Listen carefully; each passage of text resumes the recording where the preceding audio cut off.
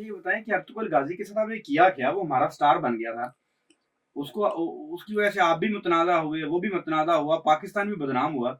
इतनी बदनामी पाकिस्तान की हुई कि भाई एक एक वर्ल्ड फेमस एक्टर को एक एक पंजाबी के अंदर दालाता काशिद मीर। अच्छा, मैं आपको इस बात का ये यानी कि जवाब देता हूँ। आपने वो कहते नहीं काशिद मीर साहब ने अर्तुगरुल गाजी से फ्रॉड कर दिया। हाँ।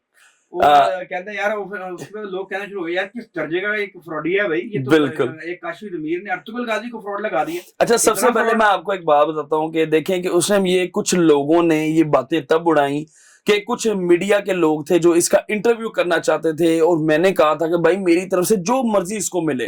अब होता ये है कि वो मुझे मना कर देता कि भाई जिस चैनल पे उसका ड्रामा पाकिस्तान में चल रहा था उसने उनको इंटरव्यू नहीं दिया, तो बाकी चैनल से बहुत दूर की बात रखे, वो कहता भाई मैंने किसी से मिलना नहीं।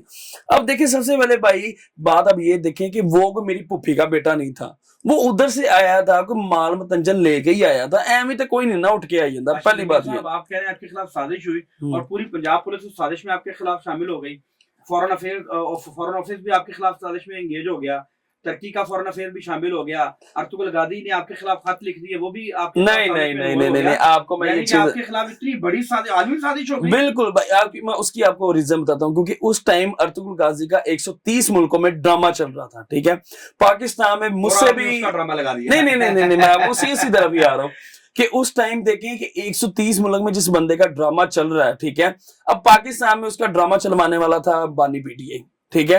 अब होता यह है कि वो जो पाकिस्तान में हम मुझसे जो बड़े बड़े मगरमच्छ थे वो अपनी कोशिश में थे कि हम इसको पाकिस्तान लेके, अब उनसे वो ला नहीं सका। मैं जब गया हूं अल्हम्दुलिल्लाह मैंने मामला किया, देखिए वो छोटा बच्चा नहीं था कि उसको मैंने एक लॉलीपॉप दिया और वो उठ के आ गया, इस तरह से नहीं हुआ। हुआ ये था कि जब सारे मामला देखे, आधी पेमेंट मैंने इसको क्लियर की। आप आज तक उठा के देख लें हिस्ट्री यूट्यूब की, टिकटॉक की या किसी भी ट्विटर की, आज तक एक सिंगल लाइन भी अर्तुगरुल गाजी ने नहीं लिखा कहीं पे भी कि नहीं मैं उसने जो खत लिखा उसमें उसने ये कहा था कि मेरे जो पैसे ही मुझे काशिफ ने भिजवाना चाह रहा बाकी वाले, ठीक है। अब देखिए सबसे पहली बात मैंने उससे कोई कमर्शियल नहीं करवाई। आप आज तक मुझे साबित करवा दें कि मैंने कोई कमर्शियल करवाई हो। आप एग्रीमेंट हमारा देख रहे, एग्रीमेंट में ये था कि आधी पेमेंट उसको पहले मैंने देनी तब वो पाकिस्तान आएगा।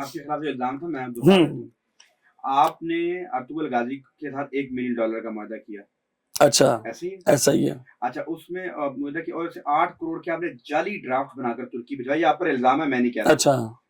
पाकिस्तान अर्तुगरुल पाकिस्तान आ गया लेकिन आपने मुआहदे की रकम उसे अदा नहीं की। अच्छा। ऐसा ये आप $1 मिलियन का आपने मुआहदा कर लिया, आप कहते हैं 8 करोड़ के जाली चेक ड्राफ्ट बनाकर आपने तुर्की भेज दिया, आपको लगता है कि ये आपने कुछ गलत नहीं किया? अच्छा चले आप इसी बात पे आ जाते हैं। अगर आप कह रहे हैं जी कि मैंने नहीं नहीं जो इल्जाम पे ही आ जाते हैं कि इल्जाम मुझ पे ये लगा कि मैंने उसको जाली ड्राफ्ट बना के भेज दिया, 8 करोड़ के जाली ड्राफ्ट। चले इसी बात पे आ जाते हैं, जाली ड्राफ्ट अगर मैंने भेजा तो फिर वो पाकिस्तान क्यों आया?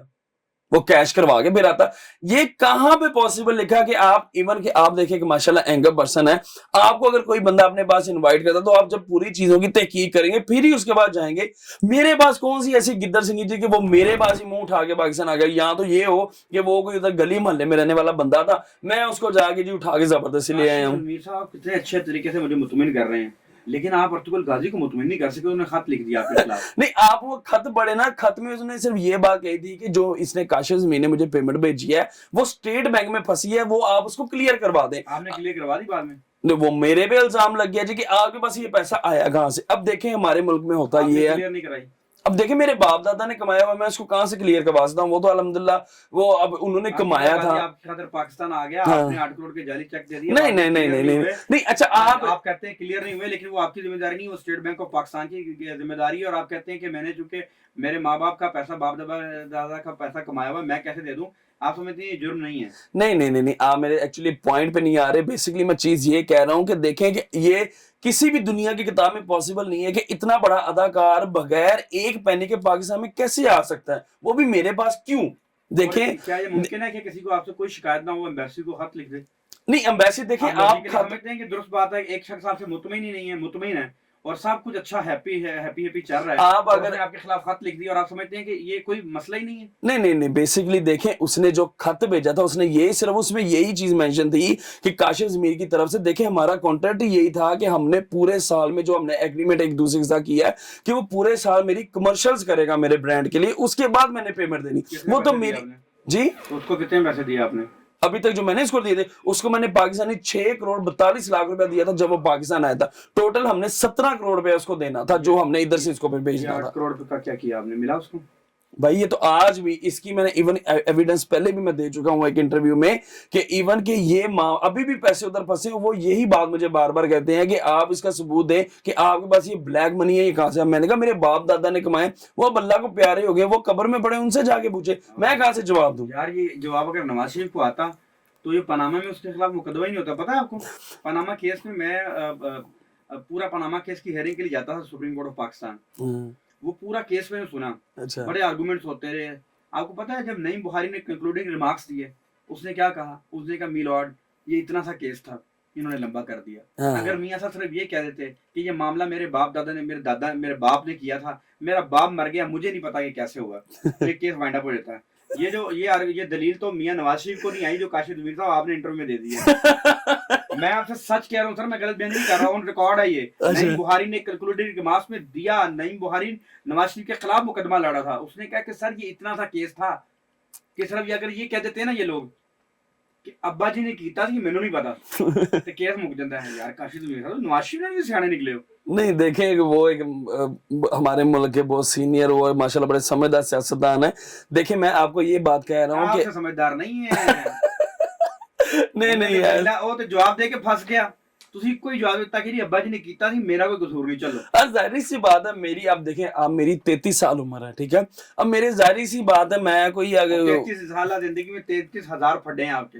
फड्डे बहुत ज्यादा। एक्चुअली उसकी वजह पता है भाईजान ये है कि मेरे मुखालफिन बहुत ज्यादा हैं। अब देखें कि उस टाइम आपके मुखालफिन अगर ज्यादा है काशिफ ज़मीर साहब, आपके तो हाथ में भी बहुत ज्यादा लोग हैं। पता हाँ वो तो अल्हम्दुलिल्लाह यही अल्लाह का। आपको दिसंबर 2020 में आपको गिरफ्तार किया गया एसपी मॉडल टाउन से बिलाल कयूम।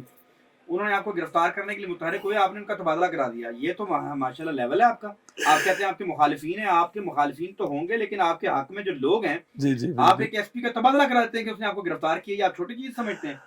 देखें एक्चुअली ये सारे मामला देखें दुनियादारी के हैं। मैं बेसिकली ये कहता हूँ जब मैं किसी के साथ गलत नहीं करता तो मेरे साथ कोई गलत क्यों करे। देखें अब एक सारी लॉबी, बिजनेस लॉबी, मीडिया की लॉबी, कुछ वो सारे उठ के मेरे खिलाफ खड़े हो जाते हैं तो उसमें मेरा क्या कसूर है। अब वो एक अर्तुगरुल गाजी पाकिस्तान आता है, आपके हाथ में भी खड़े होते हैं, लेकिन आपको क्या एहसास है कि जो अर्तुगरुल गाजी के साथ हुआ और जो भी एक माहौल और स्क्रिप्ट बनाया, जो भी बना, हाँ। उसमें आपको अफसोस और शर्मिंदगी है कहीं? नहीं देखें उसमें मुझे अफसोस इस बात का सिर्फ हुआ कि देखिए कि मैं पाकिस्तान का इनिशिएटिव एक इस तरह से ले रहा था कि देखें कि हमारा पासपोर्ट आप कहीं पे भी आप यूरोपियन कंट्रीज में जाते हैं, आप हमें वो लोग हमें खड़ा कर लेते हैं जब हमारा ग्रीन पासपोर्ट वो देखते हैं, ठीक है। जमील को अर्तुगरुल गाजी के साथ जो भी हुआ गलत सही की तकसीम से हटकर शर्मिंदगी है कि ये नहीं होना चाहिए? नहीं मुझे शर्मिंदगी नहीं, मुझे सिर्फ दुख इस बात का कि देखिए मेरे अपने लोग ही मेरे खिलाफ खड़े हो गए कि जिनसे यही बात नहीं बर्दाश्त हुई कि ये काशिफ ज़मीर पाकिस्तान में क्यों ले आया। गाजी से जो कुछ हुआ उस पर मादरत की, माफी मांगी? नहीं क्यों, मैंने कोई गलत किया नहीं, मैं क्यों उसे यहाँ तो मैं तब होता। नहीं देखिए वो अगर वो नहीं क्लियर हुए तो इसमें मेरा कसूर नहीं है। वो स्टेट बैंक में आज भी फंसे और वो लेटर उसके पास भी मौजूद है कि स्टेट बैंक ने रोका और स्टेट बैंक उसने लेटर भी यही लिखा कि काशिफ ज़मीर ये अमाउंट मुझे बाकी जो है बेचना चाह रहे हैं, अभी हमें क्लियर कर दें।